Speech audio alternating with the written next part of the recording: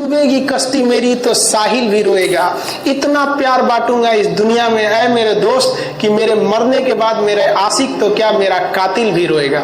हम आप सब लड़का लड़की से कहना चाहेंगे कि अभी वक्त है, अभी सर झुका के पढ़ लीजिए। वादा है आपसे कि जिला में सबसे ऊंचा सर आपका होगा, लेकिन अगर अभी आप सोचिएगा आराम करने के लिए, पूरी जिंदगी आपको तकलीफ उठानी पड़ेगी। अगर आज आप किताबों के दीवाने हो गए ना, तो कल दुनिया आपकी दीवानी हो जाएगी। किसी ड्रीम गर्ल के लिए ना अपने माँ बाप के ड्रीम को कभी नहीं छोड़ना चाहिए। आप लोग जो सोचते हैं ना इधर उधर, वो खुशी तो आप लोगों ने कभी देखा ही नहीं। कोई स्टूडेंट अभी तक खुशी नहीं देखा। हम आपको व्यक्तिगत बताते हैं। देखिए, खुशी कब मिलेगी आपको? जिस दिन आपको जॉब मिलेगा ना, और जो पहली सैलरी मिलेगी वो भी नहीं खुशी है। जब आप अपनी पहली सैलरी ले जाके अपनी माँ के हाथों में देंगे ना, तो आपकी आंखों में आंसू होगा।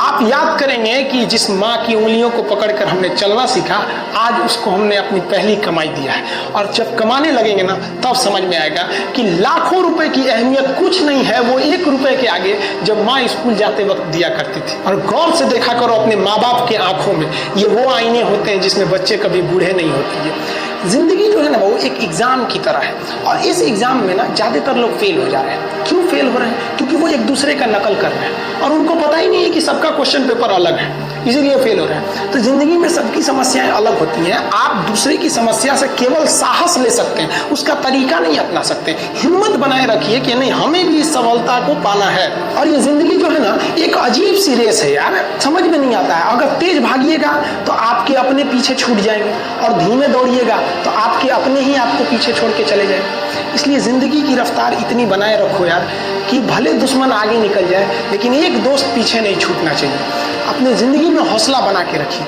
पतंग को पता होता है कि उसका अंत एक कचड़े में जाकर होगा, लेकिन उससे पहले उसे आसमान छूकर दिखाना होगा। देखिए, सफलता और असफलता में थोड़ा सा का अंतर है। सफलता आपका परिचय दुनिया के सामने कराएगी, और असफलता दुनिया का परिचय आपसे करा देगी। इसलिए सफल जरूर हुई। देखिए, 97% लोग जो है ना, वो थक के किसी काम को छोड़ देते हैं, और जिंदगी भर उन 3% लोगों के लिए काम करने लगते हैं जो कभी भी हार नहीं मानते। मेहनत बता देता है कि परिणाम कैसे मिलेगा, वरना परिणाम तो बताता ही है कि आपका मेहनत कैसा था। पहाड़ों को चीरते हुए जब नदी निकलती है ना, तो कभी नहीं पूछती है कि समुद्र अभी कितना दूर है। और नदी में गिरने से तो कभी किसी की मौत नहीं होती। मरता तो वही है जिसे तैरना नहीं आता है। तो हम सब परिस्थितियों के आगे हार जाते हैं। हम हार जाते हैं, परिस्थितियां सबके सामने होती है। जो डट के रहा उसे मंजिल मिली, और जो नहीं डटा वो हार के चला गया। जब हमारे पास परिस्थितियां आती हैं, हम घिर जाते हैं चारों ओर से, हम परिस्थितियों को दोष देने लगते हैं, न कि उस परिस्थितियों से निकलते हैं। कोई मस्जिद जाता है, कोई मंदिर जाता है, कभी सोचा है भगवान को कितना बुरा लगता होगा? सोचते होंगे कि बंदा केवल हमसे मांगने ही आता है, यार कभी मिलने भी आया करो। हमको तो लगता है किसी दिन भगवान निकल के बोलेंगे कि यार केवल तुम लोग हमसे मांगने ही आते हो, कभी मिलने भी आया करो। तो भगवान से या अल्लाह से सबसे एक दुआ मांगिए कि आप हमको मुसीबत देना है, आप दीजिए। आप जिस तरह से हमें खुशी देते हैं, उसी तरह से हम आपके दिए गए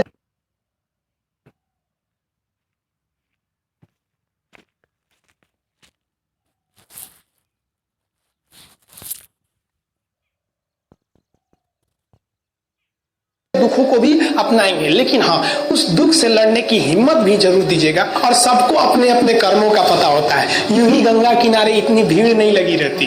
देखिए, जिंदगी में आपसे भी कुछ गलतियां होंगी, और गलती किससे होती है? जो काम करता है, मेहनत करने वालों से ही तो गलतियां होती है। निकम्मों की तो पूरी जिंदगी निकल जाती है दूसरों में कमी ढूंढते ढूंढते।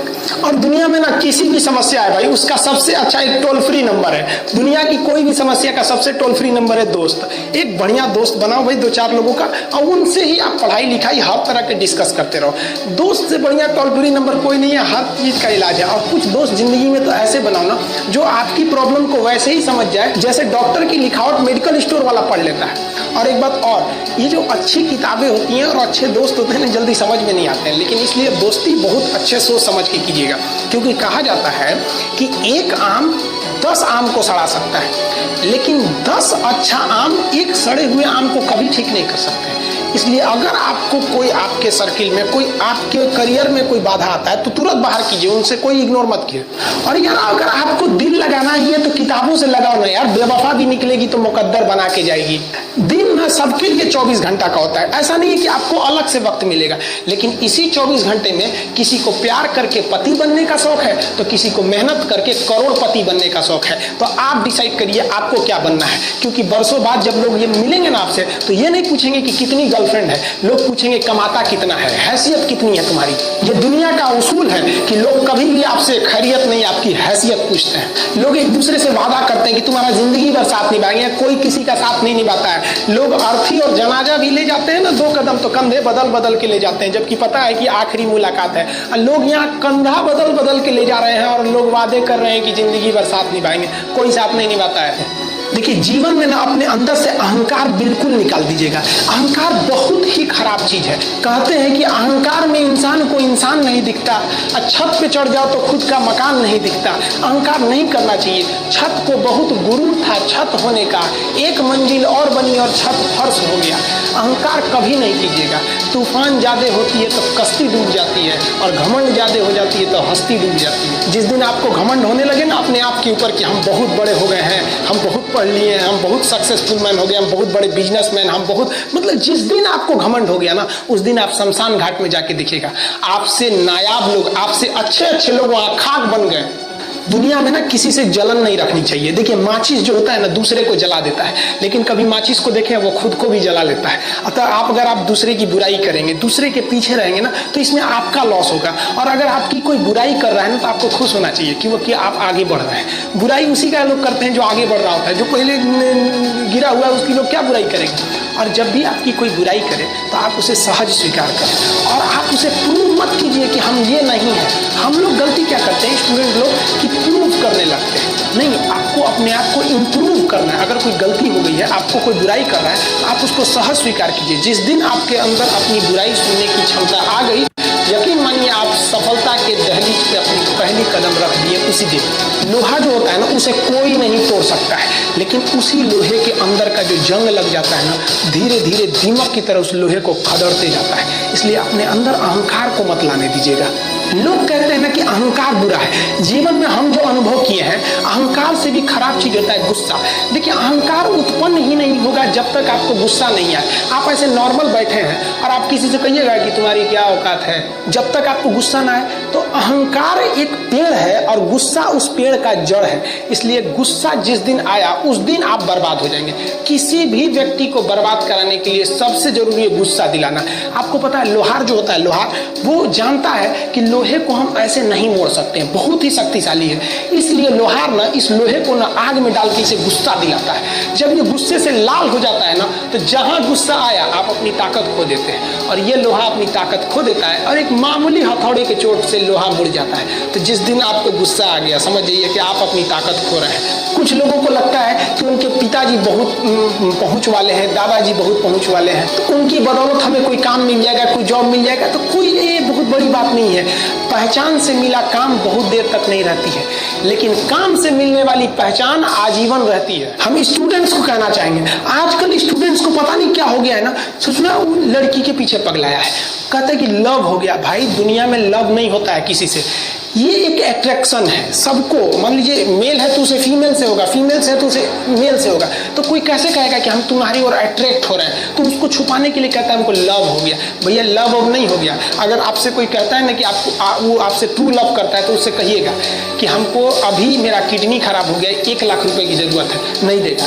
लेकिन आप अपने माता पिता से कहिएगा कि हमको 1 लाख की जरूरत है, रियल में भी अगर हो जाएगा तो वो अपना शरीर बेच देंगे आपके लिए, लेकिन वो नहीं बेचेंगे। ये होता है लव।